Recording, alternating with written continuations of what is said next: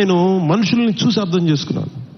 అందుకనే మనం రాగానే ముఖ్యమంత్రి చంద్రబాబు గారు దాదాపు 49 కోట్లు ఇస్తే వెంటనే మేము చేయగలిగింది ఏంటంటే, వెంటనే ఈ మన అనంతగిరి మండలంలో ఒక పర్టికులర్ గ్రామానికి వెళ్ళి అక్కడ సకాలంలో పొలంగూడ గ్రామానికి, మనకి శ్రీకాకుళం జిల్లా కొత్తూరు మండలం గొట్టుపల్లి నుండి పొలంగూడ గ్రామానికి నూతనంగా కొత్తగా బీటీ రోడ్డు నిర్మాణం చేపడితే మొదటిసారి ఆ గిరిజన గ్రామంలో అంబులెన్స్ కూత వినిపించింది. అంటే సకాలంలో సరైన సమయానికి అంబులెన్స్ రావడంతో ఒక గిరిజన గర్భిణీ మహిళ సకాలంలో ఆసుపత్రికి చేరి ఒక ఆరోగ్యవంతమైన శిశువుకి, ఒక బిడ్డకి జన్మనిచ్చింది. ఈ రహదారి ద్వారా 6 గిరిజన ఆవాసాల గ్రామాలకు చెందిన 1260 మంది డోలీ మోతల నుంచి విముక్తి పొందారు.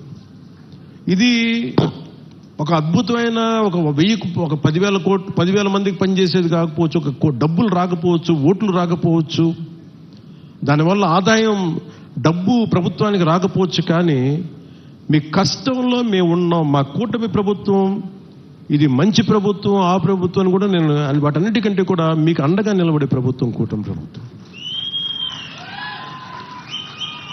నేను ప్రత్యేకించి ఈరోజు మిమ్మల్ని కోరుకుంటుంది, 2018లో నేను ఇక్కడ తిరిగాను పోరాట యాత్ర. అప్పుడు అన్ని కష్టాలను చూశాను. ఎందుకంటే నేను కార్యకర్తలకు కూడా, జనసేన కార్యకర్తలకు అప్పటికీ చెప్పాను, ఇప్పటికీ చెప్తున్నాను. అలాగే మన కూటమి నాయకులందరితో కూడా నేను ఈ భావాలని పంచుకుంటా ఉన్నాను. మనం కనుక ప్రజలతో మమేకమై తిరిగి కష్టాలని, వాళ్ళు ఏం కష్టాలు పడుతున్నారో మనం నిజంగా చేయగలిగితే, నాకు ఆ మనసు నలిగిపోయిన 2018 పోరాట యాత్ర అప్పుడు, అరే నా చేతిలో అధికారం లేదు, కనీసం చిన్నపాటి ఒక ఆడబిడ్డకి కన్నీళ్లు తుడిచిండే శక్తిని ఇవ్వు భగవంతుడాన్ని కోరుకుంటే, ఆ రోజు పరమశివుడు అనుగ్రహించి, నూకాలమ్మ అనుగ్రహించి, మోదమాంబ అనుగ్రహించి, ఈ రోజున కూటమి ప్రభుత్వాన్ని ఈ రోజున మాకు అధికారం ఇచ్చి, వాళ్ళ అధికారం ఇవ్వడం వల్ల మీ ఆశీస్సులు అంటే ఎంత బలంగా కోరుకున్నామో ఆ రోజున, ఈ రోజున మేము దాదాపు 1,005 కోట్లు, అంటే దాదాపు 1000 కోట్ల పైన డబ్బులు 1050 కిలోమీటర్ల రోడ్డుకి వేయగలుగుతున్నాం. అండి రోడ్లు వేయటమే కాదు, మీ జీవితాలు కొంత మెరుగవుతాయి, కొంత ట్రాఫిక్ పెరుగుతుంది, కొంత మనకి టూరిజం డెవలప్మెంట్ ఉంటుంది. వీటన్నిటిని దృష్టిలో పెట్టుకుని ఇవన్నీ చేస్తా ఉన్నాం. నేను ఈ రోజున ప్రత్యేకించి దారి పొడుగుతా చూస్తుంటే ఇంత సుందరమైన అరకుని దేశం మొత్తం వచ్చేలాగా చేయాలి.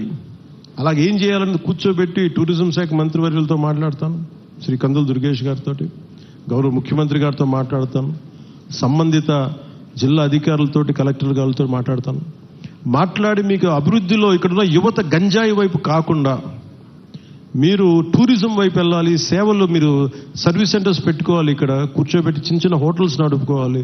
మీకు ఏదైనా స్థలాలు ఉంటే మీరు అక్కడ కూర్చోబెట్టి కొంచెం ఓపెన్ క్యాంప్స్ పెట్టుకునేలాగా, 10 డబ్బులు వచ్చేలాగా, కొంతమందికి వృత్తి ఉపాధి వచ్చేలాగా ఖచ్చితంగా కృషి చేస్తాం.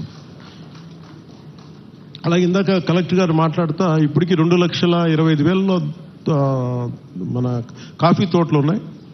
ఇంకో పట్టణాలకి జిరాయితీ పట్టాలు కానీ, లేదంటే పోడు పట్టాలు కానీ కలిపి ఇంకొక 1,00,000 పైన మేము ఎకరాల్లో కాఫీ తోటను సాగు చేయాలనుకున్నాం. దీనికి కాఫీ తోటలు పెంచాలంటే ఎత్తైన చెట్లు, వృక్షాలు కావాలి.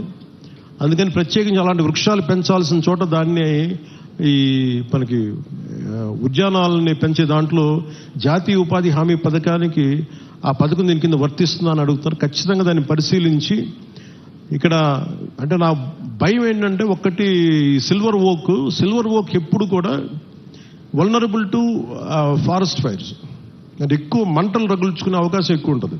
అది స్థానికమైన చెట్టు కాదు. సో ఇప్పుడు వేసేసాం కాబట్టి మనం ఏం చేయలేం. కానీ భవిష్యత్తులో కలెక్టర్ గారికి కూడా, మన పంచాయతీరాజ్ శాఖ ప్రిన్సిపల్ సెక్రటరీ గారికి కూడా, అలాగే ఇక్కడ ఉన్న ఫారెస్ట్ అధికారులకు కూడా, మీరు సిల్వర్ ఓక్ వేసేటప్పుడు దానికి ఆల్టర్నేట్ దయచేసి కొత్తగా ఫాస్ట్గా తొందరగా ఎదిగా ఏవో ఆలోచించండి. ఖచ్చితంగా 1,00,000 ఎకరాలు కాఫీ సాగు ఉంటే, కాఫీ బోర్డు నిర్ణయించుకుంటే ఖచ్చితంగా దాన్ని మరింత ఆదాయం పెరుగుద్ది, మరింత మనకి యువతకి ఉపాధి అవకాశాలు ఉంటాయి. దీన్ని దృష్టిలో పెట్టుకుని పర్యావరణానికి, ఎందుకంటే ఎసిడిక్ ఎక్కువైపోద్ది, మన సాయిల్లో ఎసిడిటీ పెరిగిపోద్ది ఈ సిల్వర్ ఓక్ వేస్తే. అది మన నేటివ్ ప్లాంట్ కాదు. అందుకనే పనస కానీ, మామిడి కానీ, ఇంకా తొందరగా ఎదిగే మొక్కలు ఏమున్నాయి, వీటన్నిటి వృక్షాలు ఏమున్నాయి, వీటిని దృష్టిలో పెట్టుకొని ఖచ్చితంగా కలెక్టర్ గారు అడిగిన ఈ ప్రతిపాదన ముందుకు తీసుకెళ్తాం. ఖచ్చితంగా 1,00,000 ఎకరాల్లో కాఫీ తోటని ముఖ్యమంత్రి గారు తెలియజేశారు. ఖచ్చితంగా దీన్ని సాధిస్తామని మీ అందరికీ తెలియజేసుకుంటాం. సో మీ అందరికీ మరోమారు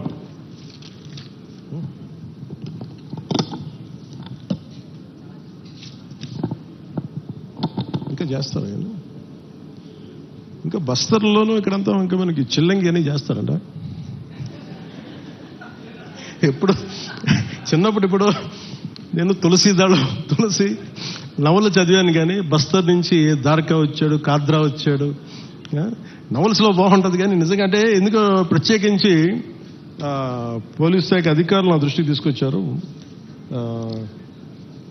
ఎస్పీ గారు నా దృష్టికి తీసుకొచ్చారు. ఎస్పీ గారు, డిఎస్పీ గారు ఇద్దరు.